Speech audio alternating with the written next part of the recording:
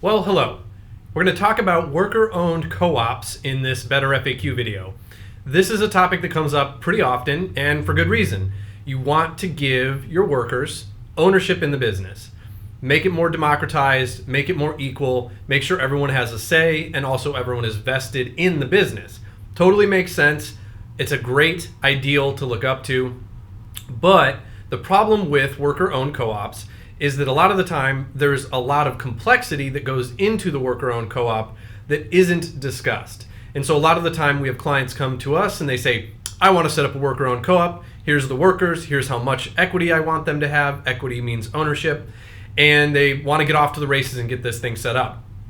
But the article they read or the advisor or the consultant that told them about a worker-owned co-op either didn't mention or maybe doesn't know about all of that complexity that goes into it. This video is not designed to discourage you from doing a worker-owned co-op. This video is designed to explain to you the legal and the tax and some of the practical implications of having a worker-owned co-op so that if you do decide to do it, you go into it with a full understanding of what that is that you're getting into. So let's start with one of the big things that comes up with worker-owned co-ops, which is going to be taxes. Now, the big thing to mention here is that anytime you're dealing with any type of ownership whatsoever, so that can be called securities, equity, ownership, shares, membership interest, those are all legal terms for ownership. I will refer to those interchangeably here, but what we're talking about is ownership for the workers in this co-op. And when people get ownership, when they get that equity, when those workers receive that, that can actually be a taxable event. And further, sometimes what can happen is if down the line those people are making money on those shares or that equity, that ownership, or they decide to sell that ownership, and there's some complexity that goes along with them selling it down the line, but for the sake of taxes right now, sometimes when you receive ownership or when you go to sell it or when you make a profit off of it, there's capital gains tax on that ownership. And so very important if you're thinking about doing a worker-owned co-op that everyone speak with a tax professional, a CPA, and determine what those tax implications might be. And further, if that worker is going to be receiving their ownership over time, so let's say that they're going to get 5% of the co-op and they get 1% per year for 5 years.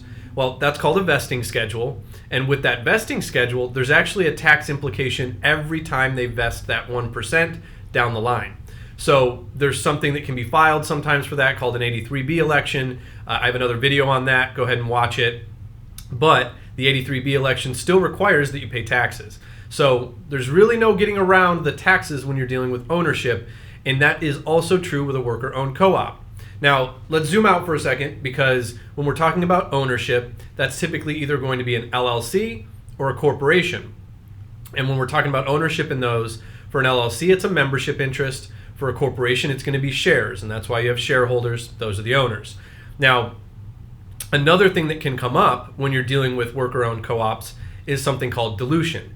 Now, dilution is exactly what it sounds like, but we're not talking about water. We're talking about ownership. When there are existing owners, so let's say we have a worker-owned co-op, there's 10 workers there, they all have 10%, that's 100% of the company, and they want to bring in one more person, well, can't really give them 10% because that wouldn't equal 100, right? So there has to be something called dilution, and you have to figure out what percentage everyone will have as you add more owners. And so in that scenario, let's say you brought that person in for 5%, and there's the 10 of you. So of those 10 people that already have the 10% each, the 100%, for that person to come in and have 5%, you're either going to need to have specific people give up some of their ownership, which remember, if you give up ownership, if you sell it, it can be a capital gains tax. And that means that when you bring that new person in, a few people might get taxed for giving up some of their ownership to give to that new person. That all is in an LLC. In an LLC, everyone owns their ownership, and when somebody new comes in, those people have to give their ownership to that new person in some percentage so that new person can have ownership. In a corporation, on the other hand, when you have shares, when you start a corporation, you can have authorized shares, and then you issue the shares out of there to people. and you can have this authorized pool of shares still there existing, and you can draw from it. The benefit of that is that when you do that, you can pull shares from that pool and no one has to give shares up, which means there's no capital gains tax. So when you're talking about worker-owned co-ops and you're talking about a corporation, there may be less tax implications, but that doesn't change that if down the line they profit or they sell their shares, there will be taxes. So number one thing to think of and discuss with a CPA or some type of financial professional when you're thinking about a worker-owned co-op is taxes. Now, number two, we talked a little bit about dilution, but it's important to cover it a little bit more because, like I said, in an LLC, you have to be diluted because there's only 100% ownership. So people give up ownership, and whatever they give up, that's how much they're diluted. So let's say in that previous example, 10 people with 10%, you're bringing somebody in with 5%, and me as one of the selfless owners, I'm going to give up 5 of my percent to give to that new person. Well, now we still have 100%, 5% for me, 5% for the new person, but now there's 11 of us, and that would mean that I got diluted. In corporations, when you offer more shares out of that available pool that I was talking about, those authorized shares, it will then reduce all the people that already have ownership, even though they don't have to give anything up, because you're making the pie bigger. You're adding more shares to the pie, which means everyone has a smaller percentage, even though they have the same number of shares. That is dilution in a corporation. So dilution always means that your overall percentage of the company goes down. Very important.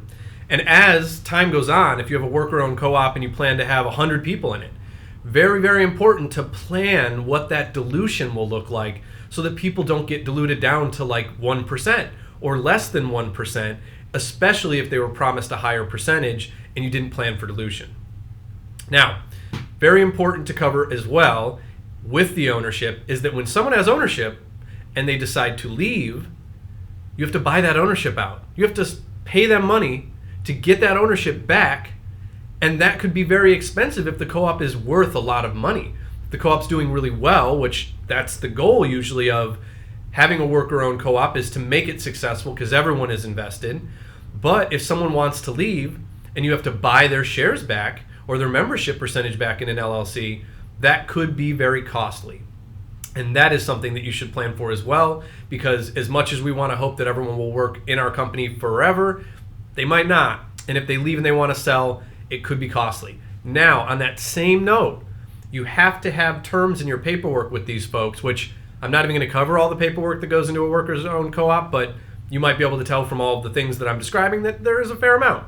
And in that paperwork with the workers, when they receive their ownership, very, very important to make sure that you have something in there called a right of first refusal. That allows you to prevent that worker from just selling their ownership to some random person outside of the company.